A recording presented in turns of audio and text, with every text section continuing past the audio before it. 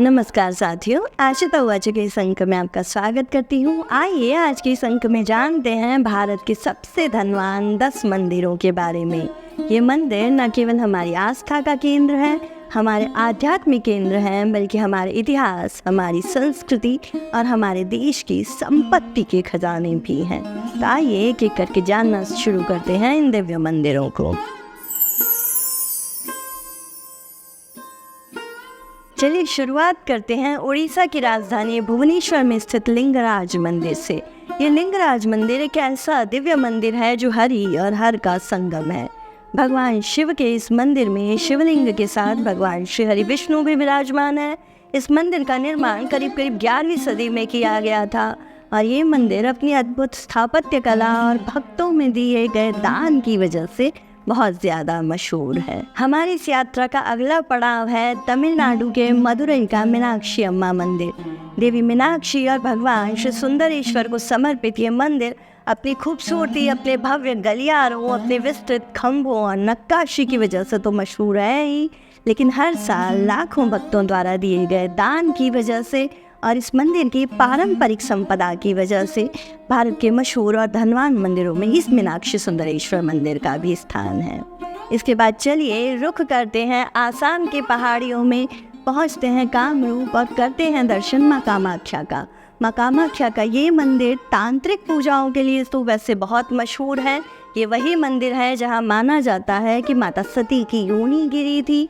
साल में एक बार यहाँ एक अम्बुवाची मेला लगता है, जिस दौरान माना जाता है कि माँ भगवती आदिशक्ति रजस्वला होती है। मंदिर की इन्हीं तांत्रिक सिद्धियों के कारण और साथ ही साथ भक्तों की भावना के कारण यहाँ भी बहुत ज़्यादा चढ़ावे चढ़ते हैं और ये मंदिर भी भारत के धनाढ्य मंदिरों की श्रेणी में आता है। इसके बाद पहुँचते हैं सुदूर गुजरात और दर्शन करते हैं प्रभास क्षेत्र में स्थित श्री सोमनाथ महादेव के। सोमनाथ जी पर वैसे तो बड़े बड़े आक्रमण हुए। इन आक्रमणों के बाद सोमनाथ मंदिर को खंडित कर दिया गया। सोमनाथ का जीर्णोद्धार इंदौर की अहिल्याबाई होलकर द्वारा किया गया और फिर उसके बाद भारत के तत्कालीन गृह मंत्री सरदार वल्लभ भाई पटेल के विश्व प्रयासों से भी इस मंदिर को सुंदर बनाया जा सका। भारत के धनाढ्य मंदिरों की सूची में एक नाम है सिद्धिविनायक गणपति का। मुंबई के दादर इलाके में जो सिद्धिविनायक गणपति का मंदिर है, आपने कई बार इसके बारे में समाचारों में सुना होगा। बड़े बड़े अभिनेता, अभिनेत्री और राजनेता पैदल यात्रा करके श्री सिद्धिविनायक के दर्शन करने के लिए जाते हैं। माना जाता है कि सिद्धिविनायक में की गई मनौतियाँ यानी कि मनोकामना निश्चित रूप से पूरी होती है और इसी वजह से लाखों भक्त हर साल यहाँ पहुँचते हैं, बड़े बड़े चढ़ावे चढ़ाते हैं और इन्हीं चढ़ावों की वजह से सिद्धिविनायक मंदिर भी भारत के धनाढ्य मंदिरों में अपना एक स्थान रखता है। महाराष्ट्र के शिरडी में स्थित साईं बाबा का मंदिर भारत के धनवान मंदिरों में से गिना जाता है। देश और विदेश से लाखों भक्त हर साल यहाँ पहुँचते हैं और बहुत भारी मात्रा में नकदी, सोना और अन्य तरीके की संपत्तियों का दान करते हैं। भक्तों की इन्हीं संपत्तियों से शिरडी साईं बाबा में लगातार भक्तों के लिए भोजन की व्यवस्था की जाती है, रहने की व्यवस्था की जाती है और साईं बाबा ट्रस्ट कई तरह के शिक्षा से जुड़े हुए कामों में भी आगे है। अब हम बात करेंगे त्रिकूट पर्वत पर स्थित पहाड़ा वाली माता वैष्णो देवी की। वैष्णो देवी में सालाना लाखों भक्त पहुंचते हैं। कई बार जम्मू में होने की वजह से इस मंदिर के आसपास आतंकवादी गतिविधियों जैसी कई घटनाएं हुई, लेकिन श्रद्धालुओं की आस्था बिल्कुल भी न डिगी। श्रद्धालुओं द्वारा दी गई भेंट से मंदिर को हर वर्ष लाखों करोड़ों की आमदनी होती है और इसका उपयोग विभिन्न प्रकार के धार्मिक कार्यों में और उस क्षेत्र के विकास में लगाया जाता है। आइए अब बात करते हैं जगन्नाथपुरी ओडिशा स्थित श्री जगन्नाथ मंदिर की।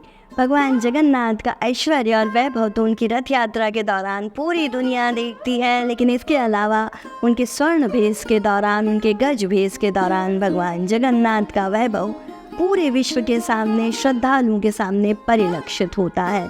11वीं सदी में भगवान जगन्नाथ का ये मंदिर बना था और तब से लेकर अभी तक उड़ीसा के राजाओं द्वारा इस मंदिर को संरक्षण दिया गया है। 4 धामों में से एक होने के कारण इस मंदिर में विश्व भर के हिंदू श्रद्धालु बहुत आस्था के साथ पहुंचते हैं और उनकी आस्था चढ़ावे के रूप में भगवान जगन्नाथ के पास सिंचित होती रहती है। इसके बाद आइए बात करते हैं तिरुमला तिरुपति देवस्थान की। भगवान श्री तिरुपति, जिन्हें कि वेंकटेश्वर बालाजी के नाम से भी जाना जाता है, वे अपनी समृद्धि के लिए बहुत ज़्यादा प्रसिद्ध हैं। यहाँ भक्त सोना चढ़ाते हैं, गहने चढ़ाते हैं, नकदी और चांदी जैसी कई बहुमूल्य धातुएं चढ़ाते हैं। और इस मंदिर का प्रबंधन जो तिरुमला तिरुपति देवस्थानम ट्रस्ट संभालता है, वो ट्रस्ट कई सारे धार्मिक कार्यों के अलावा शैक्षिक कार्यों में, सामाजिक कार्यों में और नैतिक कार्यों में मंदिर की संपत्ति का इस्तेमाल करता है। इस मंदिर में बहुत ज़्यादा बाण चढ़ाए जाते हैं और उन्हें भी विभिन्न उद्देश्यों के लिए बाजार में बेचा जाता है। मंदिर में कई बड़ी बड़ी हुंडियाँ हैं जहाँ श्रद्धालु अपनी आस्था के अनुसार भेंट चढ़ाते हैं और इन्हीं भेंटों से तिरुपति बालाजी विश्व के सबसे धनवान मंदिरों में से एक है। हालांकि ये बात दूसरी है कि तिरुमला तिरुपति बालाजी पर कुबेर की कुछ उधारी बाकी है और इसी वजह से बालाजी को इतनी संपत्ति के बावजूद भी निर्धन माना जाता है। ये कथा कभी और हम आपको सुनाएंगे, लेकिन अब बात करते हैं केरल के पद्मनाभ स्वामी मंदिर की। 2011 में इस पद्मनाभ स्वामी मंदिर के खजाने खोलने की शुरुआत हुई और जब इस मंदिर के खजाने खुलने शुरू हुए तो मंदिर में मौजूद अरबों खरबों की संपत्ति का पता चला। इस संपत्ति ने इस मंदिर को विश्व का सबसे धनवान मंदिर बना दिया, क्योंकि इन खजानों में कई सारे बहुमूल्य रत्न निकले, बहुत किलो सोना और बहुत सी चांदी मिली। मंदिर की प्रभुता जैसे जैसे फैलने लगी, मंदिर के ऐश्वर्य के बारे में जैसे जैसे लोगों को पता चलता गया, देश दुनिया के श्रद्धालु पद्मनाभ स्वामी पहुंचने लगे और उसके बाद यहाँ आस्था का एक ऐसा ज्वार आया कि जिसकी वजह से आज भी पद्मनाभ स्वामी में लाखों करोड़ों की संख्या में भक्त पहुंचते हैं और अपनी श्रद्धा और भक्ति के अनुसार भेंट चढ़ाते हैं। इसके अलावा भी भारत में कई सारे ऐसे बड़े मंदिर हैं जहां भक्तों की आस्था चढ़ावे के रूप में परिलक्षित होती है।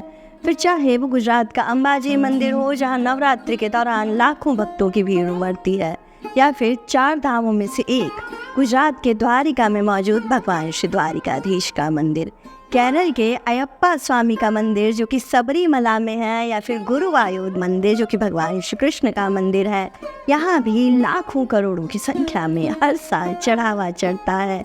और इसके अलावा राजस्थान के मंडफिया में मौजूद सांवरिया सेठ के मंदिर में हर तिमाही में जब गणना होती है तो पाया जाता है कि 14-15 करोड़ रुपए और कई सारा किलो सोना, कई किलो चांदी भगवान श्री सांवरिया सेठ को चढ़ाई जाती है। हमारे सनातन धर्म के ये सभी मंदिर हमारे लिए केवल एक पूजा स्थल नहीं हैं, बल्कि हमारे देश की समृद्ध सांस्कृतिक और आध्यात्मिक विरासत को अपने में समेटे हुए हैं।